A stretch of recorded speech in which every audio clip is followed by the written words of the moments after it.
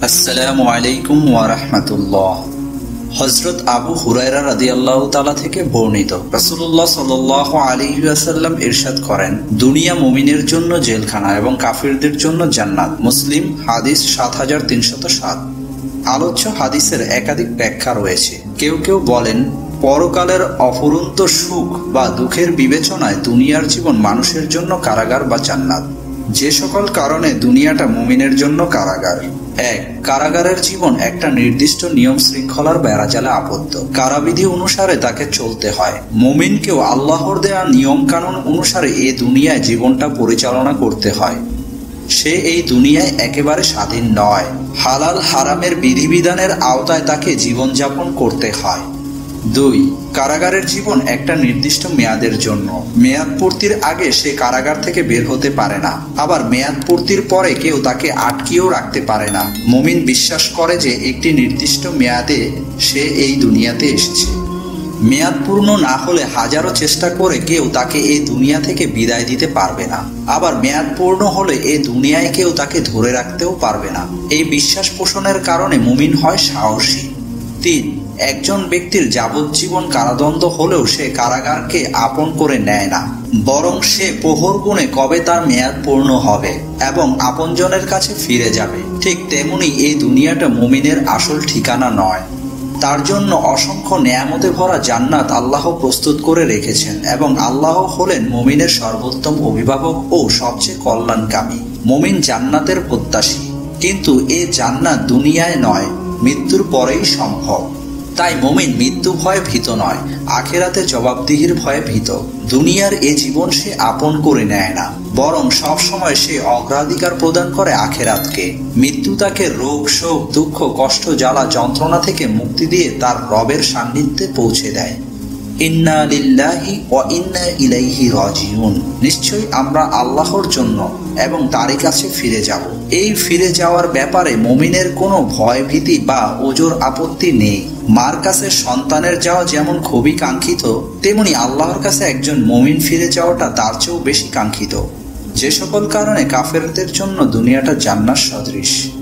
১. জান্নাত হলো ফল ভোগের জায়গা এবং সেখানে মানুষ যা চাইবে তাই পাবে, যা ইচ্ছা করবে সেটাই হবে। এ প্রসঙ্গে আল্লাহ বলেন, তোমাদের জন্য বেহেশতে তাই হবে যা তোমাদের মন পেতে ইচ্ছে করবে এবং সেখানে তাই লাভ করতে পারবে যা তোমরা পেতে চাইবে।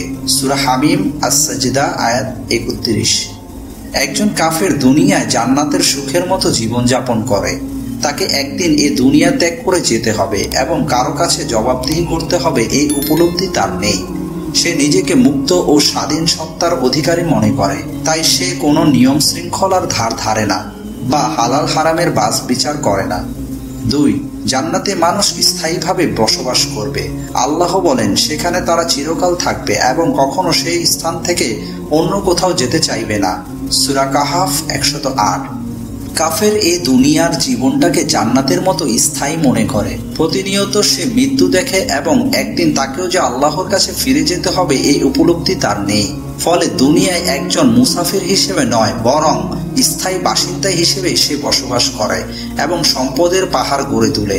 এই সম্পদ তাকে চিরন্তন জীবন দান করবে, এমনই তার ভাবনা। ৩. কাফের যেহেতু পরকাল বিশ্বাস করে না, তাই সে দুনিয়ার জীবনটাকেই আপন করে নেয়। দুনিয়ার আরাম, আয়, সুখ, স্বাচ্ছন্দ্যের জন্য সে পাগল প্রাণ হয়ে ছুটে। দুনিয়ায় নাম, যশ, খ্যাতির স্বার্থে সে তার প্রতিপক্ষকে দুনিয়া থেকে বিদায় করে দেয়া বা মানুষের প্রতি জুলুম নির্যাতনে একটু পিছপা হয় না। দুনিয়াটা যেন তারই, এমন ভাবনা চিন্তা তাকে ভয়ঙ্কর স্বৈরাচারে পরিণত করে। রাসূলুল্লাহ সাল্লাল্লাহু আলাইহি ওয়াসাল্লাম চমৎকারভাবে মুমিন ও কাফিরের জীবনের তুলনা করেছেন। মুমিনের চলাফেরা ও জীবনযাপনের স্বেচ্ছাচারিতার লেশ মাত্র নেই, কারণ সে মৃত্যুর পর আখেরাতের জীবনকে বিশ্বাস করে। সে জানে আল্লাহর বিধান মতো চলতে পারলেই আখেরাতের চিরস্থায়ী জান্নাত তার ঠিকানা হবে। ফলে সে নিজেকে স্বাধীন মনে না করে আল্লাহর একজন অনুগত বান্দা হয়ে চলার চেষ্টা করে। পক্ষান্তরে কাফের আখেরাতকে বিশ্বাস করে না এবং তার কাছে হালাল হারাম ও ন্যায় অন্যায়ের কোনো উপলব্ধি নেই।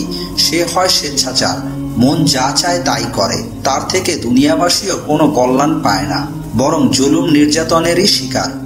আল্লাহর পক্ষ থেকে মুমিনদের জন্য দুনিয়ার ঘোষণা। যদিও দুনিয়া কাফিরদের জন্য, তবু আল্লাহ তাআলা মুমিনদের জন্য বিশেষ ঘোষণা রেখেছেন। যারা আল্লাহকে ভয় করে চলে, আল্লাহ তাদেরকে উত্তম রিজিক ও সুন্দর জীবনযাপন এবং দুনিয়ায় খেলাফত দানের প্রতিশ্রুতি দান করেছেন।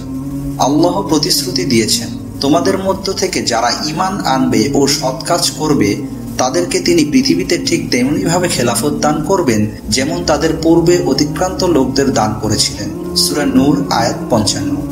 হাদিসে কুদসিতে মহান আল্লাহর ঘোষণা এসেছে, আমি আমার নেককার বান্দাদের জন্য জান্নাতে এমন সব নিয়ামত প্রস্তুত করে রেখেছি যা তার চোখ কোনোদিন দেখেনি, কান কোনোদিন শোনেনি এবং হৃদয় দিয়ে কল্পনাও করতে পারেনি। বুখারী হাদিস 4779। হে আল্লাহ, আপনি আমাদেরকে মুমিন বান্দা হিসেবে কবুল করুন এবং দুনিয়া ও আখিরাতে উভয় জায়গায় কল্যাণ দান করুন। আমিন।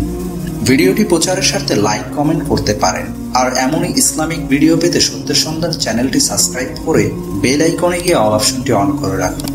ভিডিওটি শেয়ার করার মাধ্যমে মুসলিম ভাই বোনদের মধ্যে ইসলামিক জ্ঞান ছড়িয়ে দেওয়ার জন্য অনুরোধ রইল। দেখা হচ্ছে পরবর্তী ভিডিওতে। সে পর্যন্ত ভালো থাকবেন, সুস্থ থাকবেন। আল্লাহ হাফেজ।